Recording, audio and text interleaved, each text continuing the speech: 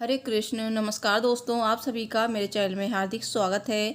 आज हम जानेंगे भाद्रपद मास के शुक्ल पक्ष की एकादशी कब है। इस एकादशी को परिवर्तनी एकादशी कहते हैं और इस दिन भगवान विष्णु जी करवट लेते हैं, इसलिए इस एकादशी को जलझूलनी एकादशी या फिर परिवर्तनी एकादशी या फिर डोल ग्यारस भी कहा जाता है। इस एकादशी को पद्मा एकादशी भी कहा जाता है। मान्यता है कि इस तिथि पर भगवान विष्णु पाताल लोक में चातुर्मास की योग निद्रा के दौरान करवट बदलते हैं, इसीलिए इसे परिवर्तनी एकादशी कहते हैं। परिवर्तनी एकादशी के दिन व्रत करना बहुत ही शुभ माना जाता है और परिवर्तनी एकादशी का व्रत कब किया जाएगा 2024 में, ये भी हम जानेंगे। और इस एकादशी का व्रत करने से जीवन में सकारात्मक बदलाव आते हैं और अक्षय पुण्य की प्राप्ति होती है। इस एकादशी के दिन व्रत करने से भगवान विष्णु आपके आर्थिक कष्ट दूर करते हैं और आपके घर को सुख समृद्धि से भर देते हैं। इस व्रत करने वाले को भगवान सांसारिक जीवन के बाद अपने चरणों में स्थान देते हैं।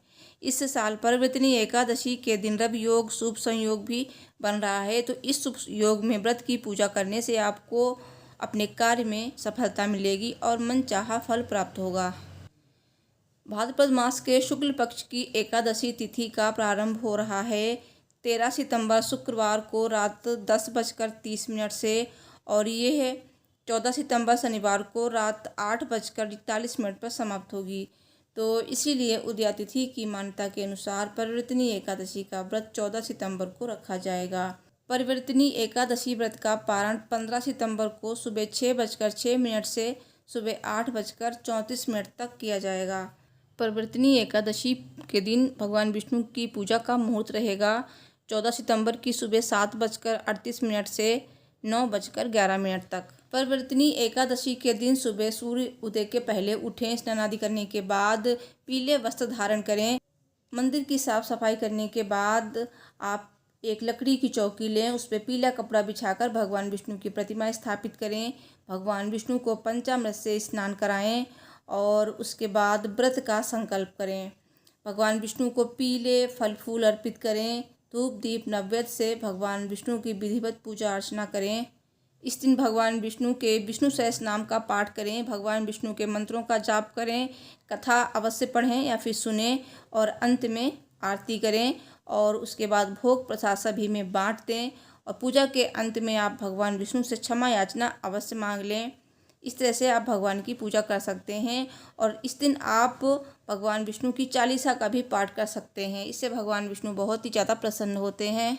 भगवान विष्णु के साथ आप माता लक्ष्मी की भी पूजा अवश्य करें, तभी आपकी पूजा पूर्ण होती है। दोस्तों, ये एकादशी तिथि शुरू होने से पहले ही आप तुलसी पत्र तोड़ लीजिएगा, क्योंकि एकादशी तिथि में तुलसी पत्र नहीं तोड़े जाते हैं और भगवान विष्णु की पूजा तुलसी पत्र के बिना अधूरी मानी जाती है, पूरी नहीं होती है।